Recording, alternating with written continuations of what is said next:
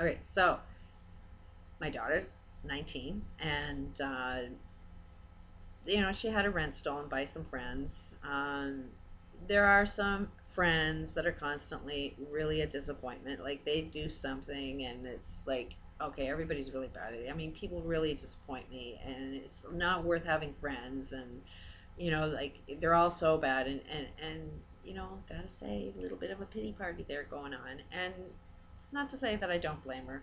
Um, I've seen that too, that it's like, oh, some people just aren't worth it. It's better to be by yourself than it is to hang around people. Or, when somebody disappoints you, they really hurt you and you get caught up in that pain of being hurt. So, in that moment, it's a lot of drama and the world's so bad. And it's, and as a mom, I don't want her to feel that way. So I'm trying to, well, don't feel that way. And, just sort of understand, like you can give all the mother advice and it's like, doesn't work.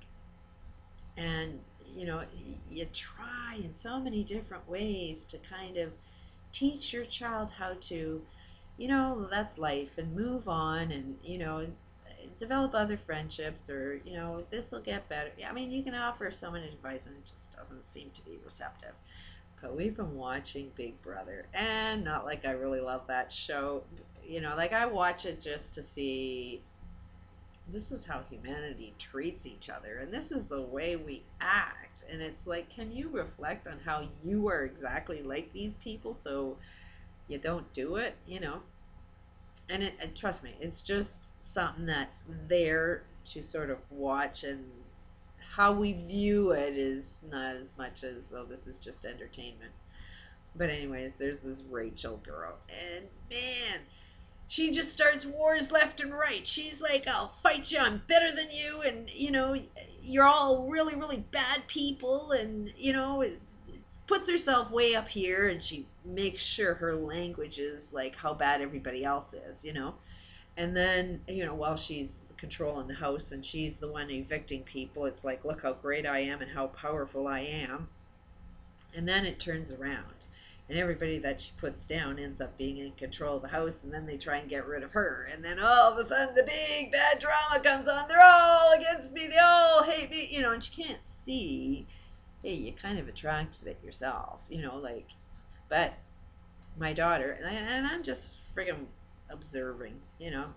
I'm not trying to have an opinion one way or another. But my daughter's sort of I ended up, since this thing came in, I ended up kind of like, well, my daughter's criticizing this Rachel, and I can't wait to see her evicted. And, and I'm kind of like, well, Savannah, don't you see that maybe you're Rachel on Valium? You're not as bad as Rachel, but you got a little bit of drama going on too, the way you perceive life. And she kind of was accepting of that, like the energy was like, okay, she got it, the humor out of it, and was like, what are you talking about? And it's like, well, come on, let's sort of see, and so she was really, really open to it, which didn't come until this came in. We couldn't sort of see that example until this came into the house. And then we're watching this show, which I never really liked, but we're watching this How I Met Your Mother. And my God, that show is so insightful. And yeah, there's a lot of evilness in it. A lot of things that, I feel shouldn't be on TV, even as the suggestion of behavior. I mean, what's his name? I'm so bad with names. Barney. Barney's a guy that has to have sex with everything. And just a one night stand and treat women like shit. If that's not everything that I am totally against.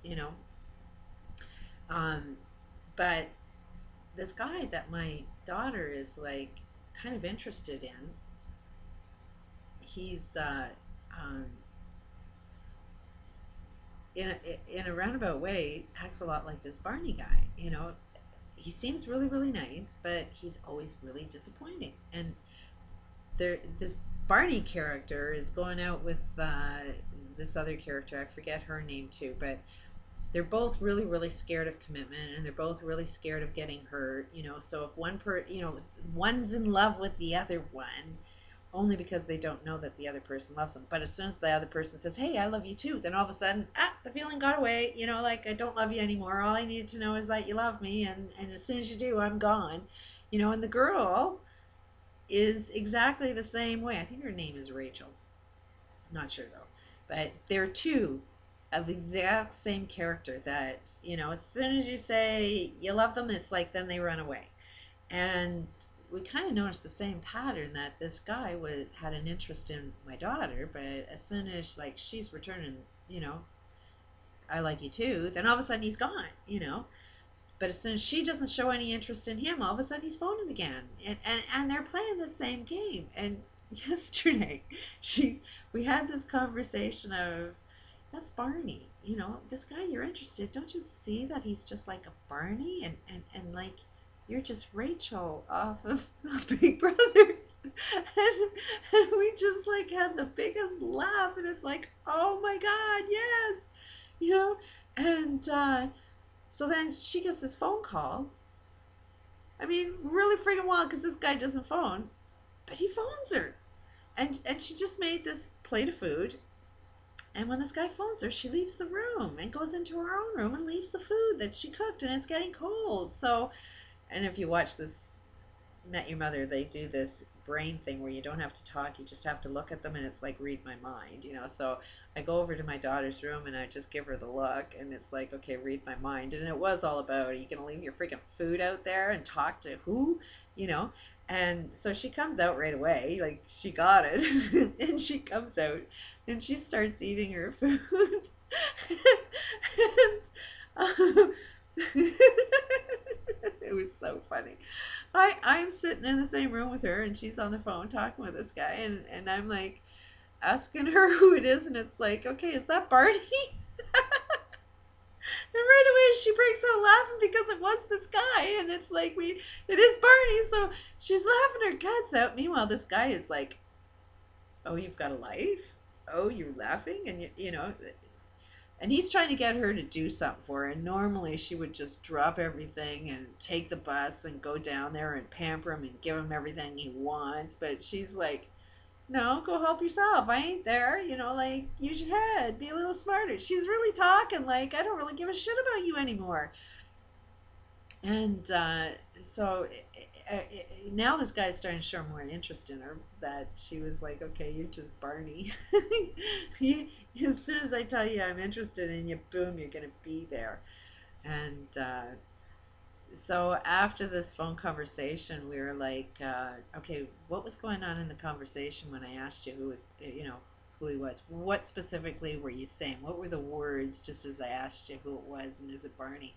And he just happened to be saying at the very same time that I'm a person that just doesn't really know what I want, you know. And it's like, yeah, that's Barney. He doesn't know what he wants, you know. Like, it was so priceless. And then after her phone conversation, we ended up going out on the balcony. We're sitting in the sun, and I'm swear to you, we laughed for a good 20-30 minutes. I mean, my gut was killing me. It was so friggin' funny. And none of that happened until this thing came in. And, like, it was the energy level between our relationship was so much more fun. You know, we talked about hard issues, hard life issues, about what direction do you want to go in your life, and can you recognize your thing, you know, because I have my thing too, and you know, she has her thing. None of us are perfect, but we got to figure out how to make things work and what direction to go into. And then it was used for sleeping.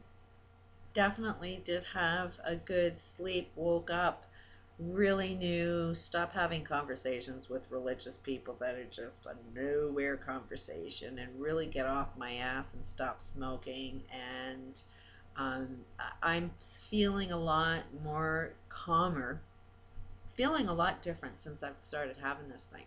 Starting feeling the lightness of life again, and you know, the fun. And so go check it out. I would, you know, if you can afford, I'm sure he would probably make one fairly reasonably priced. Um, I think it's really, really cool, and worth a try. And ultimately, at the end of the day, what you put energy into, what you choose to believe, if you believe something like this has some power, then your power of your belief is what's going to have the power of creating it. But if there is, some kind of thing out there that is controlling negative energy, how much harm is that going to create? Like it's your protection shield from those, from HARP and all of these elites that want to bombard you with negative energy. This is like your shield of protection.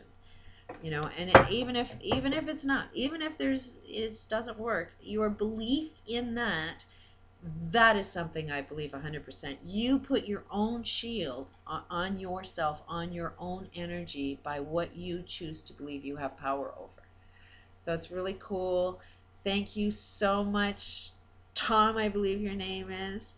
Thank you so much. I'm really enjoying the first day I got it, and this is the second day I got it, and I'm still loving life more since it came into my house. So, and I really, really appreciate every ounce that you put into that. I value what you've done. Thank you so much. Peace out.